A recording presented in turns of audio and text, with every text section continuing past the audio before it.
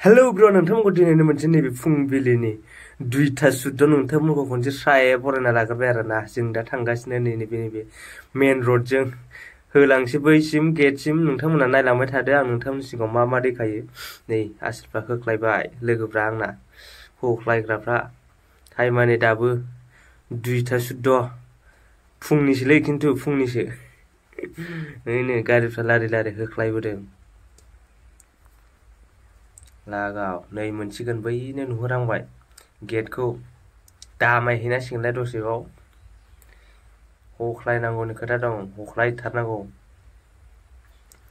नै गेटआ माथो बिराद मानसिफोर दं माथो 2टा 1टाफोरनिफ्रायनो थादों खोमा लारि लारिनो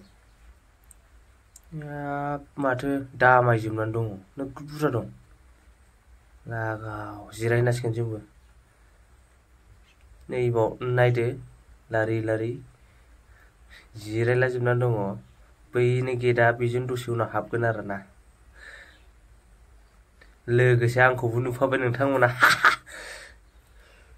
नै सिङाव दसे भेरिफिकेसन खालामखांनानै डकुमेन्ट्सफोरखौ चेक खालामखांनानै नैबे टाइमाव बेयाव जिरायफैबाय आरोना 4:19 जाबायमोन बाव दसे जिरायबाय नै सोरबा उन्दुबाय सोरबा थाबायबाय सोरबा गसंबाय सोरबा जिरायदों बिदिनो आरोना बाव रेस्ट लाबाय बिदिनो एसे टाइम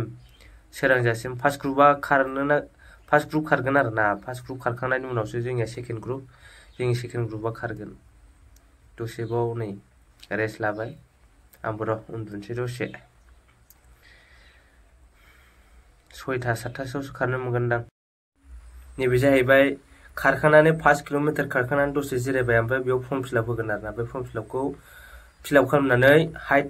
आरो चेस्ट सुनांगौ आरोना बेवहाय बै सिङाव हाबैनानै ओमफ्राय नैबे जाहैबाय रिजाल्ट नेगासिनो बेवहाय जिरायनानै गासिबो जाखांजोब्बाय मा जायो नायनोसै रिजाल्टखौ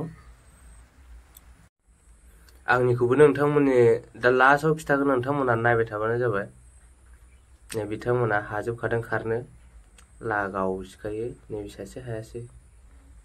आं नेबाय थाबाय आरोना रिजाल्टखौ जा गोबाव नेनांदों आं रिजाल्टआ नैबेनो क्वालिफाइड जाबाय आरोना खुनुरुखुम